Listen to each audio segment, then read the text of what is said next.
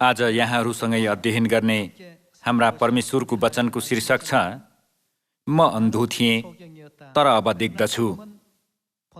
यो विषय लिएर यूहन्नाको सुसमाचारमा उल्लेख गरिएको एकजना अन्धो मानिस जो अन्धकारमा थियो, ख्रीष्टको अनुग्रहले हेर्न सक्ने भएको विषयमा आज यहाँहरूसँगै परमेश्वरको वचन बाँड्न चाहन्छु। उदाहरणको लागि कुनै एकजना मानिस जो अन्धो थियो आँखा देख्न सक्ने भयो, अनि अर्को चाहिँ जन्मिएदेखि नै सबै कुरा देख्न सक्ने मानिस छ। त्यसो भए सबै कुरा देख्न सकेकोमा को चाहिँ धेरै धन्यवादी हुन्छ होला? सधैँ सबै कुरा देख्न सक्ने दृष्टि दिनुभएका परमेश्वरप्रति यो त स्वाभाविक हो नि भन्ने सोच्दै जिउने मानिसहरू छन्। तर उही कुरा भए पनि आफूले चाहिँ अहिलेसम्म थाहा नपाएको र देख्न नसकेको संसारलाई परमेश्वरले खोलिदिनुहुँदा त्यो मानिसले त्यसबेला प्राप्त गर्ने महसुस एकदमै फरक हुन्छ जस्तो लाग्छ। त्यसैले जन्मिएदेखि नै अन्धो भएको मानिसले येशूज्यूको अनुग्रहद्वारा अन्ततः सिलोआमको तलाउमा गएर आफ्नो आँखा पखालेपछि सबै कुरा देख्न सक्ने हुँदा उसको खुसीको कुनै सीमा नै रहेको थिएन होला। यो जस्तै आत्मिक रूपमा हामीहरू पनि अन्धकारमा थियौँ, तर कुनै दिन परमेश्वरले हामीलाई सत्यता देख्न र जान्न सक्ने गराउनुभयो। परमेश्वरले हामीलाई स्वर्गीय पितालाई चिन्न सक्ने र स्वर्गीय मातालाई देख्न सक्ने गराउनुहुँदा हाम्रो आत्मा पनि साँच्चै खुसीले बुरुक्क उफ्रिएको थियो होला। त्यसैले आज यो कुरालाई एकछिन अनुभव गरिहेरौँ। दाजुभाइ तथा दिदीबहिनीहरू, एकछिनको लागि आँखा बन्द गर्नुहोस् त। अब एकपटक अदृश्य संसारको छोटो यात्रा गरेर आऊँ। ल, आफ्नो आँखा बन्द गर्नुहोस् त। आज यहाँहरूले आफ्नो आँखा बन्द गर्नु पनि प्रवचनको एउटा भाग हो। अन्धो अन्धो मात्रै भन्दा अन्धो भइयो भने कति छटपटे हुन्छ भन्ने यहाँहरूलाई राम्ररी थाहा हुँदैन होला। आज चाहिँ प्रवचन सुन्ने मात्र नगरी अनुभव पनि गरिहेरौँ। हामीले दृष्टि पाएको कुरा कति खुसीको कुरा हो भन्ने हामी सबैले जान्नुपर्ने, तर परमेश्वरले हामीलाई आशिष दिनुभएको र देख्न सक्ने दृष्टि दिनुभएको भए पनि यो अनुग्रहप्रति हामीहरू परमेश्वरलाई धन्यवाद चढाउने गर्दैनौँ। सुरुमा परमेश्वरले हामीलाई प्रदान गर्नुभएको सम्पूर्ण जीवनको सत्यताको वचनद्वारा हामी कति प्रभावित भएका थियौँ, तर त्यसपछि दिनचर्या हुँदै जाँदा त्यसलाई अर्थ नभएको सामान्य कुराको रूपमा लिन पुग्ने त्यस्तो मूर्खता हामीमा आउन सक्छ। अहिले यहाँहरूले आँखा बन्द गरिरहनु भएकोले हेर्न इच्छा लाग्दैन त? त्यो अन्धो मानिसले कृपया मलाई हेर्न सक्ने गराइदिनुहोस्, मेरा यी दुई आँखाले यो सुन्दर संसार हेर्न सक्ने गराइदिनुहोस्, हे दाउदका पुत्र भन्दै करायो। त्यसपछि येशूज्यूले सोध्नुभयो, तिमी के चाहन्छौ? म तिम्रो निम्ति के गरिदिउँ? प्रभु, म देख्ने हुन चाहन्छु, तिम्रो विश्वास अनुसार तिमीलाई होस्। यहाँहरूलाई अहिले एकदमै छटपटी भइरहेको छ नि? अहिले यहाँहरूलाई कस्तो महसुस भइरहेको छ त? चाँडो हेर्न चाहनुहुन्छ कि? यहाँहरूको स्वर सुन्दाखेरि त 10% जतिले मात्र हेर्न चाहनुहुन्छ जस्तो लाग्यो। तर यदि मैले यहाँहरूलाई यसरी नै 30 मिनेटसम्म वा पुरै दिन आँखा बन्द गरेर बस्नु भने साँच्चै सबैजनालाई एकदमै छटपटी हुन्छ होला, सबै निराश बन्नुहुन्छ होला। त्यसैले आज चाहिँ कानले सुन्ने प्रवचन होइन कि शरीरले अनुभव गर्ने प्रवचन हो। परमेश्वरले हामी सबैलाई यो आराधनाको समय मार्फत महसुस गराउन चाहनु भएको कुरा नै म अन्धो थिएँ तर अब देख्दछु भनेर भन्दा त्यो अन्धो मानिसको मन कति हर्षित र प्रफुल्लित भएको थियो होला। साँच्चै खुसीले कति गदगद भएको थियो होला। ल, अब हेर्न चाहनेहरूले विश्वास अनुसार आँखा खोल्नुहोस्, हेर्नुहोस् त। अहिले खुसी लागेको छ कि? आँखा बन्द गर्दाखेरि खुसी लागेको थियो त? त्यो अन्धो मानिसलाई आफ्नो आँखा खोलिँदा यस्तै महसुस भएको थियो होला। वाह, यस्तो आकर्षक संसार पनि अस्तित्वमा रहेछ। साँच्चै यस्तो आश्चर्यको संसार पनि रहेछ। म साँच्चै आशिषित मानिस हुँ। यो भन्दा खुसीको कुरा अरू के हुन सक्छ र? म आशिष पाएको मानिस हुँ। दाजुभाइ तथा दिदीबहिनीहरू, सियोनमा आएकोले हामी चाहिँ स्वर्ग जान सक्ने मानिसहरू हौँ भन्ने कुरा निश्चित भए पनि हामीले परमेश्वरलाई सधैँ धन्यवाद नचढाएका अवस्थाहरू धेरै छन्। हामी अन्धो थियौँ, तर अहिले देख्न सक्यौँ। हर समय देख्न सक्ने भएकोले समय बित्दै जाँदा सबै कुरा सामान्य जस्तै बन्यो। यसकारण हामी अन्धो थियौँ, तर अब देख्न सक्छौँ भन्ने तथ्यप्रति परमेश्वरलाई धेरै धन्यवाद चढाउन सक्ने यहाँहरू र म हुन सकौँ। हामीलाई नयाँ करार, पितामाता र सियोनको बारेमा थाहा गराउनु भई स्वर्ग जान सक्ने त्यो महिमित बाटो खोलिदिनु भएका हाम्रा परमेश्वरलाई अझ धेरै धन्यवाद, अनन्त महिमा र स्तुति चढाउन सक्ने सबात दिन हुन सकोस् भनी आशा गर्दछु। यूहन्ना 9:25 वचन सँगै हेर्नेछौँ। यो चाहिँ जन्मैको अन्धो मानिसलाई येशूज्यूले सिलोआमको तलाउमा गएर आँखा पखाल भन्नुहुँदा त्यो वचन अनुसार गरेर देख्न सक्ने भएको दृश्य हो। त्यसले जवाफ दियो, उहाँ पापी हुनुहुन्छ कि हुनुहुन्न म जान्दिनँ। एउटै कुरा मात्र म जान्दछु कि म अन्धो थिएँ, तर अब देख्दछु भनिएको छ। यहुदी र पुजारीहरूले येशूज्यूको विषयमा सबात दिनमा यस्तो काम गरेको भन्दै उहाँमा दोष देखाउन खोजे। एउटा अन्धो मानिसको आँखा खोलिदिनु भएको कुरा साँच्चै आश्चर्यको र राम्रो कुरा हो नि, होइन र?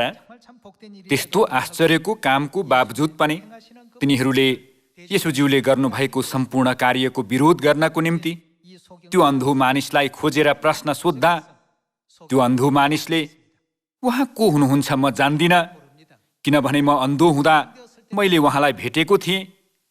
मैले उहाँले गर भन्नुभए अनुसार गर्दा मेरा आँखा खुले। म जन्मैदेखि अन्धो थिएँ, तर अहिले देख्ने भएँ। यो यथार्थता स्पष्ट छ भनेर त्यो अन्धो मानिसले जवाफ दिए।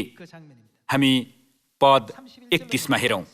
हामी जान्दछौँ कि परमेश्वर पापीहरूका कुरा सुन्नुहुन्न, तर परमेश्वरको भय मान्ने र उहाँको इच्छा पालन गर्ने व्यक्तिको कुरा परमेश्वरले सुन्नुहुन्छ। संसार सुरु भएदेखि यसो जन्मैको अन्धाका आँखा कसैले खोलिदिएको कुरा कहिल्यै सुनिएन। यदि यी मानिस परमेश्वरबाट नआउनु भएको भए उहाँले केही गर्न सक्नुहुने थिएन। ती अन्धा मानिसले येशूज्यूको विषयमा उहाँ परमेश्वरबाट नआउनु भएको भए यस्तो कार्य कसले गर्न सक्थ्यो र भने। येशूज्यूको विरोध गर्नेहरूका सामु ती मानिसले यसरी आफ्नो विश्वास स्वीकार गर्दा पद 35 हेरौँ। तिनीहरूले त्यसलाई बाहिर निकालिदिए भन्ने येशूले सुन्नुभयो र त्यसलाई भेट्टाएर भन्नुभयो, के तिमी मानिसको पुत्रमाथि विश्वास गर्दछौ? त्यसले जवाफ दिई भन्यो, प्रभु, उहाँ को हुनुहुन्छ? म उहाँमाथि विश्वास गर्नेछु। येशूले त्यसलाई भन्नुभयो, तिमीले उसलाई देखेका छौ अनि तिमीसँग बोल्ने उही नै हो। तब त्यसले भन्यो, प्रभु, म विश्वास गर्दछु, र त्यसले उहाँलाई दण्डवत गर्यो। यहाँ यूहन्ना अध्याय 9 येशूज्यूको विषयमा थाहै नपाएको त्यो अन्धा मानिसले येशूज्यूप्रति विश्वास लिन थालेको त्यो अवस्था अभिलेख गरिएको छ। हामीहरू सबात दिन हप्ताको कुन बार हो भन्ने थाहै नपाए परमेश्वरलाई सही तरिकाले आराधना चढाउन चाहे तापनि त्यो कुन दिनमा पर्छ भन्ने थाहै नपाई अन्धकारमा जिरहेका थियौँ। हामीहरू त्यो अन्धा मानिसको जस्तै अवस्थामा थियौँ। हामीलाई स्वर्गीय पिता पनि थाहा थिएन, स्वर्गीय माता पनि थाहा थिएन। तर स्वर्गीय पिता माताले आउनु भएर हाम्रो आँखा खोलिदिनु भएपछि बल्ल हामीले सबात दिन, निस्तार चाड र नयाँ करार देख्न सक्यौँ। अनि मल्कीसेदेकको दर्जा अनुसार आउनुभएका व्यक्ति को हुनुहुन्छ? हामी सन्तानहरूको लागि साँचो जीवनको फल ल्याइदिनु भएका व्यक्ति को हुनुहुन्छ भन्ने देख्न सक्यौं। हामी पनि पहिला अन्धा थियौं। हाम्रो आँखा खोलिएको भए तापनि देख्न नसकेका कुराहरू धेरै थिए। तर अहिले हामी देख्दछौं, विश्वास गर्छौं। विश्वास त छौं नि, होइन र? एलिसाको समयमा पनि स्वर्गीय सेनाहरूले गेहजी र एलिसालाई सुरक्षा दिँदै पुरै शहरलाई घेरिरहेको भए पनि गेहजीको आँखा नखोलिएकोले उसले अरामका सेनाहरूलाई मात्र देखेको थियो। ऊ डरले काँप्न थाल्यो। तर परमेश्वरले उसको आत्मिक आँखा खोलिदिनु हुँदा उसले अरामका सेनाहरूभन्दा हजारौं हजार संख्याका स्वर्गीय सेनाहरू देखेको त्यो क्षणमा ऊ एकदमै आश्चर्यचकित र प्रभावित भयो। यस्तो घटना एलिसाको इतिहासमा देख्न सक्छौं नि। दाजुभाइ तथा दिदीबहिनीहरू, हामीले अहिलेसम्म हाम्रा वरिपरिका कुराहरूलाई देख्न नसकी तर्केर गएको अवस्थाहरू धेरै छन्। परमेश्वरलाई विश्वास गर्छु भनेर दाबी गरेको भए पनि येशूज्यू स्वयं यो पृथ्वीमा शरीर धारण गरी आउनुभएका परमेश्वर हुनुहुन्छ भनेर चिन्न नसकेका यहुदीहरू थुप्रै थिए। यसकारण येशूज्यूले तिनीहरूलाई के भन्नुभयो त? तिमीहरू अन्धा हौ भन्नुभयो। किन त? तिनीहरूले परमेश्वरलाई विश्वास गरेको दाबी गरे पनि परमेश्वर तिनीहरूको सामुन्ने हुनुहुँदा समेत तिनीहरूले चिन्न नसकेकाले तिमीहरू अन्धा हौ भन्नुभयो। तिमीहरू अन्धा हौ। अन्धाले अन्धालाई डुर्यायो भने ती दुवै खाल्डोमा पर्नेछन्। तिनीहरू दुवै नष्ट हुनेछन्। हामीले अझैसम्म पनि धेरै कुराहरू देखेका छैनौं अनि धेरै कुराहरू देख्न सक्ने गरी हाम्रो आँखा खोलिएको छैन। तर अबदेखि चाहिँ आफ्नो आत्मिक आँखा अझ खोलेर गेहजीले स्वर्गीय सेनाहरूलाई देखे जस्तै वास्तविकतामा रहेको आत्मिक संसारलाई बिल्कुलै देख्न सक्ने यहाँहरू र म हुन सकौं। येशूज्यू यो पृथ्वीमा आउनु भएको भए पनि धेरै मानिसहरूले उहाँलाई चिन्न नसकेको र महसुस गर्न नसकेको त्यस्ता थुप्रै घटनाहरू छन्। तीमध्ये आज केही विषयहरू हेर्नेछौँ। यूहन्ना 10:30 उल्लेखित वचन सँगै हेरौं। पिता र म एक हौं। यहुदीहरूले उहाँलाई हानौं भने फेरि ढुङ्गा उठाए। येशूले तिनीहरूलाई भन्नुभयो, मैले तिमीहरूलाई मेरा पिताबाट धेरै असल काम देखाएँ। तीमध्ये कुन कामको निम्ति तिमीहरू मलाई ढुङ्गाले हान्न चाहन्छौ? यहुदीहरूले उहाँलाई जवाफ दिए, असल कामको लागि हामी तिमीलाई ढुङ्गाले हान्दैनौं, तर ईश्वर निन्दा गरेको कारणले, किनकि तिमी मानिस भएर पनि आफैलाई परमेश्वर तुल्याउँछौ भनिएको छ। परमेश्वर स्वयं शरीर धारण गरेर यस पृथ्वीमा आउनुभयो। तर मानिसहरूले येशूज्यूलाई चिनेनन्। येशूज्यूले म परमेश्वर हुँ भन्नुहुँदा तिनीहरूले ढुङ्गा उठाएर उहाँलाई हान्न खोजे। येशूज्यूले तिनीहरूलाई उहाँ परमेश्वर हुनुहुन्छ भन्ने थाहा दिनु भए पनि तिनीहरूले उहाँलाई ढुङ्गाले हान्न खोजे। त्यो नै तिनीहरूको आत्मिक आँखा के भएकोले हो त? अन्धो भएकोले तिनीहरूले उहाँलाई चिन्न सकेनन्। शरीर धारण गरेर आउनु भएको यो एउटा वास्तविकताका कारण तिनीहरूको आँखा पूर्ण रूपमा बन्द भयो। दाजुभाइ तथा दिदीबहिनीहरू, अहिले यस पवित्र आत्माको युगमा पनि पवित्र आत्मा र दुलही हुनुभएका परमेश्वर शरीर धारण गरेर यो पृथ्वीमा आउनुभयो। अन्धो मानिस हो भने हेरे तापनि देख्न सक्दैन। हामीहरू अन्धोपनबाट बिउझनुपर्छ। यहाँहरूले एकछिनको लागि आँखा बन्द गर्दा पनि छटपटी भएको थियो होला। वास्तवमा यो ठाउँमा स्वर्गीय माता पनि हुनुहुन्छ, स्वर्गीय पिता पनि हुनुहुन्छ, हाम्रा मायालु सियोनका ह्यङ्जेनिम जामेनिमहरू पनि हुनुहुन्छ। तर हामीले आँखा बन्द गर्यौं भने कोही पनि छैन जस्तो आभास हुन्छ, कोही पनि छैन जस्तो लाग्छ। असंख्य स्वर्गीय स्वर्गदूतहरूले हाम्रो साथमा रहेर हामीले सुसमाचार प्रचार गर्ने हरेक ठाउँै पिच्छे हामीलाई सहयोग गर्दा पनि प्राय हामीलाई आफू एक्लै छु जस्तो आभास हुन्छ। दाजुभाइ तथा दिदीबहिनीहरू, अब हामीले आफ्नो आत्मिक आँखा खोल्नुपर्छ। गेहजीको आत्मिक आँखा खोलिँदा उसको मनमा भएको डर सबै विलय भएको थियो। उसले आफ्नो पक्षमा कोही पनि छैन भनेर सोच्दा शत्रुहरूको सेना भन्दा पनि अझ धेरै स्वर्गीय सेनाहरूले आफूलाई सुरक्षा दिइरहेको र आफ्नो साथमा रहिरहेको यो वास्तविकतालाई महसुस गरेपछि उसले ठूलो साहस प्राप्त गर्यो। यूहन्ना अध्याय 9 उल्लेख गरिएको त्यो अन्धो मानिसले सिलोआमको तलाउमा गएर आँखा पखाल भन्नुभएका येशूज्यूको वचनलाई पछ्याएकोले जन्मजात अन्धो भए तापनि त्यसले अब देख्न सकेको थियो। त्यसको आँखा खुलेदेखि सबै अवस्थाहरूमा पूर्णतः परिवर्तन आयो। उसले रङ्गहरू छुट्याउन सक्यो, आफ्नो अगाडिको मानिस को हो भनेर चिन्न पनि सक्यो। यसको साथै आफ्नो अगाडि हुनुभएका येशूज्यू परमेश्वर हुनुहुन्छ भन्ने यथार्थता पनि जान्न सक्यो। हामीहरू यो अन्तिम युगमा पवित्र आत्मा र दुलहीसँगै भेला भएका छौँ। उहाँहरू हाम्रो साथमा हुनुभए तापनि आँखा भए पनि अझैसम्म उहाँहरूलाई देख्न नसकेका मानिसहरू छन्, अनि कान भए पनि अझैसम्म उहाँहरूको स्वर सुन्न नसकेका मानिसहरू छन्। मत्ती 13:14 वचन सँगै हेर्नेछौँ। यसैयाको अगमबाणी तिनीहरूमा पूरा भएको छ। सुन्न त तिमीहरू सुन्छौ तर कहिल्यै बुझ्दैनौ, हेर्न त हेर्छौ तर कहिल्यै के भनिएको छ देख्दैनौ। हेर्न त हेर्छौ तर कहिल्यै देख्दैनौ भन्नाले तिनीहरू अन्धो छन् भन्ने अर्थ होइन र। पद 15 हेरौँ, किनकि यी मानिसहरूको हृदय बोधो भएको छ र तिनीहरूका कान बहिरा भएका छन् र तिनीहरूले आफ्ना आँखा बन्द गरेका छन्। नत्र त तिनीहरूले आँखाले देख्ने थिए, कानले सुन्ने थिए, हृदयले बुझ्ने थिए र फर्कने थिए र म तिनीहरूलाई निको पार्ने थिएँ। तर तिमीहरूका आँखा धन्य हुन् किनकि तिनले देख्दछन्, तिमीहरूका कान धन्य हुन् किनकि तिनले सुन्छन् भनिएको छ। हामी मर्कुस अध्याय 4 वचन एकपटक हेरौँ।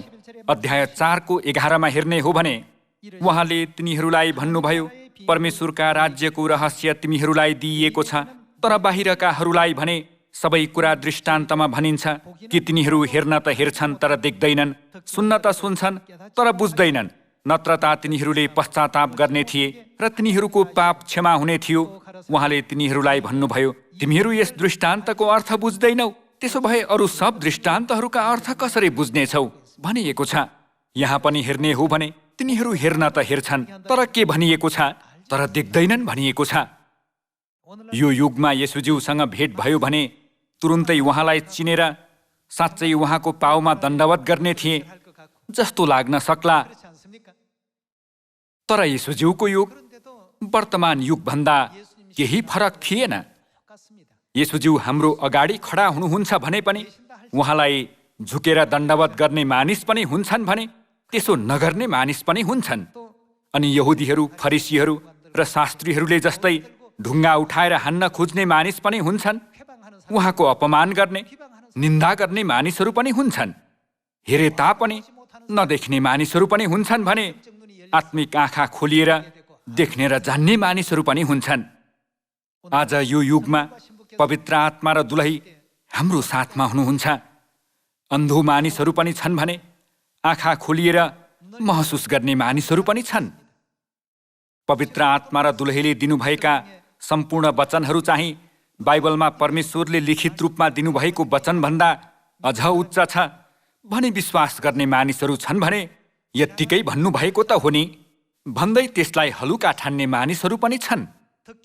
सुने तापनि नजान्ने मानिसहरू चाहिँ कान बन्द भएको मानिस हो, अनि हेरे तापनि नदेख्ने मानिस चाहिँ आँखा बन्द भएको मानिस हो। हामीहरू अहिले हाम्रो आँखा पनि खुल्ला छ र कान पनि खुल्ला छ भनी सोध्छौँ नि, तर देख्ने मानिस र सुन्ने मानिसको व्यवहार फरक हुन्छ। परमेश्वर हाम्रो अगाडि हुनुहुन्छ भने भक्तिहीन कार्य गर्न सक्छौँ त? परमेश्वरको सामु त्यसो गर्न सक्छौँ त? भक्तिहीन बोली बोल्न सक्छौँ त? त्यस्तो व्यवहार देखाउन सक्छौँ त? त्यस्तो मनोवृत्ति लिन सक्छौँ त? दाजुभाइ तथा दिदीबहिनीहरू, आँखा देख्ने मानिस र आँखा बन्द भएको मानिस अर्थात् अन्धो मानिस गरेर दुई समूहका मानिसहरूलाई छुट्याइएको छ। कान खोलिएको मानिस र कान बन्द भएको मानिसलाई पनि छुट्याइएको छ। त्यसैले 2000 वर्ष अघि यो पृथ्वीमा आउनुहुँदा येशूज्यूले पिता र म एक हौँ भन्नुभयो। हामी मर्कुस अध्याय 2 को वचन हेरौँ। मर्कुस 2:5 हेर्नेछौँ। येशूले तिनीहरूको विश्वास देखेर त्यस पक्षाघातीलाई भन्नुभयो, ए छोरा, तिम्रा पापहरू क्षमा भए। तर त्यहाँ केही शास्त्रीहरू बसिरहेका थिए र आफ्ना मनमा यसो भनेर विचार गरिरहेका थिए, यस मानिसले किन यसरी बोल्दछ? यो त ईश्वर निन्दा हो। केवल एक अर्थात् परमेश्वरले बाहेक अरू कसले पाप क्षमा गर्न सक्छ भनिएको छ। पाप क्षमा गर्ने अधिकार परमेश्वर बाहेक अरू कोहीसँग छैन। तर येशूज्यूले अहिले के गर्दै हुनुहुन्छ त? उहाँले पाप क्षमा गरिदिँदै हुनुहुन्छ। त्यसो भए उहाँ नै को हुनुहुन्छ त? उहाँ नै परमेश्वर हुनुहुन्छ नि। सजिलोसँग भन्ने हो भने येशूज्यूले म नै परमेश्वर हुँ भनेर धेरै पटक थुप्रै मानिसहरू माझ अभिव्यक्त गर्नु भए तापनि तिनीहरूका आँखा बन्द भएर अन्धो भएकाले उहाँलाई चिन्न नसकेर तिनीहरूले ग्रहण गर्न सकेनन्। त्यसैले केवल एक अर्थात् परमेश्वरले बाहेक अरू कसले पाप क्षमा गर्न सक्छ? पद 8 अनि तिनीहरू आपसमा यसरी विचार गर्दैछन् भन्ने येशूले तुरुन्तै आफ्नो आत्मामा थाहा पाएर तिनीहरूलाई भन्नुभयो, किन तिमीहरू आफ्ना मनमा यस्तो विचार गर्दैछौ? पक्षाघातीलाई तिम्रा पापहरू क्षमा भए भन्नु कि उठ तिम्रो खाट उठाएर हिँड भन्नु कुन चाहिँ सजिलो छ? तर मानिसको पुत्रलाई पृथ्वीमा पाप क्षमा गर्ने अधिकार छ भने तिमीहरूले जान। तब उहाँले त्यस पक्षाघातीलाई भन्नुभयो, म तिमीलाई भन्दछु, उठ तिम्रो खाट उठाऊ र घर जाऊ। त्यो उठ्यो र तुरुन्तै खाट उठाएर सबैका सामुन्नेबाट गइहाल्यो। यहाँसम्म कि सबैजना आश्चर्यचकित भए र हामीले यस्तो त कहिल्यै देखेका छैनौँ भन्दै तिनीहरूले परमेश्वरको महिमा गरे भनिएको छ। यहाँ पनि परमेश्वरले उहाँ स्वयं परमेश्वर हुनुहुन्छ भनी धेरै पटक जानकारी दिनुभएको छ। तर हेरे तापनि देख्न नसक्ने र सुने तापनि परमेश्वरको स्वरलाई चिन्न नसक्ने त्यस्ता अन्धा मानिसहरू हाम्रो वरिपरि धेरै छन्। परमेश्वरले हामीलाई ती अन्धा मानिसहरूको आँखा खोल्न सक्ने अधिकार दिनुभएको छ। यसै कारण हामीहरू सामरिया र पृथ्वीको अन्तिम छेउसम्म गएर थुप्रै मानिसहरूलाई पिता यो पृथ्वीमा आउनुभयो, माता यो पृथ्वीमा आउनुभयो भनेर घोषणा गर्दै उनीहरूलाई पिता माताको स्वर सुनाउँछौ नि, होइन र? यो ठाउँमा आउनुभएका हाम्रा सियोनका परिवारहरू र विश्वभरि रहेका सम्पूर्ण सियोनका परिवारहरूको चाहिँ आँखा र कान दुवै खोलिएका छन्। हाम्रो आँखा र कान खोलिएको कारणले नै अहिले हामीहरू यो ठाउँमा छौँ नि, होइन र? हामीले अदनको बगैँचाको इतिहासलाई एकपटक हेर्ने हो भने अदनको बगैँचामा पनि परमेश्वरले उहाँ परमेश्वर हुनुहुन्छ भनेर सन्तानहरूलाई जानकारी दिनको निम्ति केही महत्त्वपूर्ण कहानीहरू लुकाउनु भएको छ। साँच्चै आत्मिक परिवार होइन भने कुनै हालतमा पनि जान्न नसक्ने त्यस्ता कहानीहरूलाई परमेश्वरले रहस्यको रूपमा अदनको बगैँचामा राखिदिनु भएको छ। कोरियामा एकपटक छरिएका परिवारहरू खोज्ने अभियान चलाइएको थियो नि।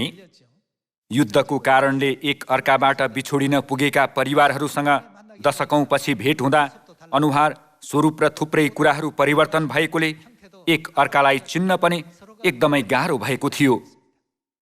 त्यसो हुँदा तिनीहरूले आफू एउटै परिवारको हो कि होइन, अथवा भाइ बहिनी, बुवा आमा र छोराछोरी हो कि होइन भनेर कसरी निश्चित गरेका थिए त? तिनीहरूले परिवारका सदस्यहरूलाई मात्र थाहा हुने स्टोरीहरू आपसमा बाँडेका थिए।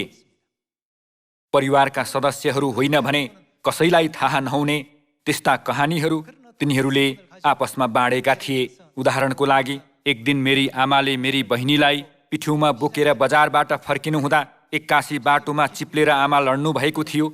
उहाँ त्यसरी लड्नुहुँदा मेरी बहिनीको टाउको ढुङ्गामा ठोकिएको थियो। टाउकोमा चोटको खत बसेको छ। यो कहानी कसलाई मात्र थाहा हुन्छ त? त्यो चाहिँ परिवारलाई बाहेक अरू कसैलाई थाहा नहुने कहानी हो। अरू परिवारका सदस्यहरूले थाहा पाउन नसक्ने कहानी हो नि। यसकारण उनीहरूले आफ्नै परिवारको कहानीलाई नै एक अर्कालाई खोज्ने सबैभन्दा महत्त्वपूर्ण कारकको रूपमा प्रयोग गरेका थिए। हाम्रा परमेश्वरले पनि परमेश्वरका सन्तानलाई खोज्नको निम्ति यस्ता कारकहरू प्रयोग गर्नुभएको छ। तीमध्ये आज एउटा पत्ता लगाई हेरौँ। हाम्रो आत्मिक आँखा खोलिएको छ कि अथवा उहाँलाई दिनदिनै देख्ने भएकोले त्यो कुरालाई हामीले एउटा आदतको रूपमा पो लिइरहेका छौँ कि या त लामो समयपछि आँखा खुलेर हेर्दा आफ्नो अगाडि उभिएको व्यक्ति नै परमेश्वर हुनुहुन्छ भन्ने थाहा पाई झुकेर उहाँको सामु घुँडा टेकेका ती अन्धा मानिसको जस्तै मनस्थिति लिएर उहाँको सेवा गरिरहेका छौँ भनेर जाँची हेरौँ। यूहन्ना 9 I was blind, but now I see भनेर अङ्ग्रेजी बाइबलमा लेखिएको यो विषय साँच्चै हाम्रो अवस्थासँग एकदमै मिल्छ। पहिला म अन्धो थिएँ, तर अहिले देखिरहेछु। साँच्चै हामीले आँखा खुलेको त्यो अन्धो मानिसले जस्तै खुसीसाथ परमेश्वरको आदर गरिरहेका छौँ कि अथवा त्यत्तिकै त्यसो पो हो भन्दै त्यो कुरालाई ज्ञानको रूपमा मात्र लिइरहेका छौँ भनेर हामीले आफैलाई फर्केर हेर्नुपर्छ। आत्मिक आँखा अहिलेसम्म पनि नखोलिँदा त्यसो हुने गर्छ। हाम्रो आत्मिक आँखा खोलिएको हो भने हामीले परमेश्वरलाई कदापि त्यस्तो तरिकाले सेवा गर्न सक्दैनौँ। हामीले सेवा गर्ने उहाँ परमेश्वर कस्ता अस्तित्व हुनुहुन्छ त? उहाँ हामीसँगै यो ठाउँमा हुनुभएको कुरा आफैमा कति महिमाको कुरा हो। हाम्रो आँखा खोलिए पनि यदि हामीले परमेश्वरलाई एउटा आदतको रूपमा मात्र हेऱ्यौँ भने परमेश्वरको निर्देशनलाई सही ढङ्गले पछ्याउन सक्ने छैनौँ। हिजोसम्म अन्धो भएको मानिसको आँखा आज खोलिए जस्तै साँच्चै यस्तो सुन्दर संसार मेरो वरिपरि अस्तित्वमा छ भन्ने कुरा मलाई थाहै थिएन। म जिरहेको यो संसार यति शानदार छ भन्ने थाहै थिएन। यसरी भन्न सक्ने हामीहरू हुनुपर्छ। त्यस्तो उत्साह र महसुस लिएर परमेश्वरलाई ग्रहण गर्ने र उहाँको सेवा गर्न सक्ने हामीहरू हुनुपर्छ। सुरुको मण्डलीको समयमा त्यस्तो मनस्थिति लिएका जखायस नामका एकजना मानिस थिए। उनी एक कर उठाउने व्यक्ति थिए। उनले येशूज्यू त्यो गाउँ हुँदै गइरहनु भएको खबर सुने। येशूज्यूलाई हेर्नको निम्ति थुप्रै मानिसहरू त्यहाँ भेला भए, तर उनी पुड्को भएकाले येशूज्यूलाई देख्न सकेनन्। त्यसैले उनी येशूज्यूलाई हेर्नको निम्ति अन्जिरको रुखमा चढे। येशूज्यू त्यही बाटो भएर आउनुहुँदा उहाँले जखायसलाई तल उर्लेर आउन भन्नु भएर आज मलाई तिम्रो घरमा बस्नु परेको छ भन्नुभयो। जखायस यति खुसी भए कि के गर्ने कसो गर्ने भन्ने पत्तो पाएनन्। तिनले प्रभु, मैले कोहीबाट अन्यायपूर्वक केही लिएको छु भने म त्यसको 4 गुणा फिर्ता गरिदिनेछु। प्रभुको निम्ति म मेरो सम्पत्तिको आधा भाग गरिबहरूलाई दिन पनि सक्छु भने। यस्तो मनद्वारा तिनले येशूज्यूलाई ग्रहण गरेका थिए। के हामीले जखायसले जस्तै हृदयको गहिराईदेखि पवित्र आत्मा र दुलहीलाई ग्रहण गरिरहेका छौँ त? यदि हामीमा यस्तो मनस्थिति छैन भने हाम्रो आँखा खोलिएको छ, हाम्रो कान पूर्ण रूपमा खुलेको छ भन्न सकिँदैन। यस्तो मनस्थितिद्वारा ख्रीष्टका सबै मार्गहरूलाई पूर्ण रूपमा पछ्याउन सक्ने यहाँहरू र म जसरी भए पनि हुनुपर्छ नि, होइन र? जखायस र गेहजी मात्र नभएर प्रेरित पत्रुस, प्रेरित पावलको पनि आत्मिक आँखा खुलेको कारणले उनीहरूले प्रभु नै ख्रीष्ट हुनुहुन्छ, जीवित परमेश्वरका पुत्र, उहाँ वास्तवमा परमेश्वरको स्वरूप हुनुहुन्छ भनेर यसरी आफ्नो विश्वास स्वीकार गर्न सकेका थिए। मत्ती अध्याय 16:15 हेर्नेछौँ। उहाँले तिनीहरूलाई सोध्नुभयो, तिमीहरू के भन्छौ, म को हुँ?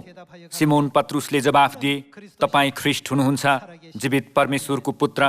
येशूले तिनलाई भन्नुभयो, योनाको छोरो सिमोन, तिमी धन्य हौ, किनभने मानिसबाट तिमीलाई यो प्रकट भएको होइन, तर स्वर्गमा हुनुहुने मेरा पिताले प्रकट गर्नुभएको हो। म तिमीलाई भन्दछु कि तिमी पत्रुस हौ।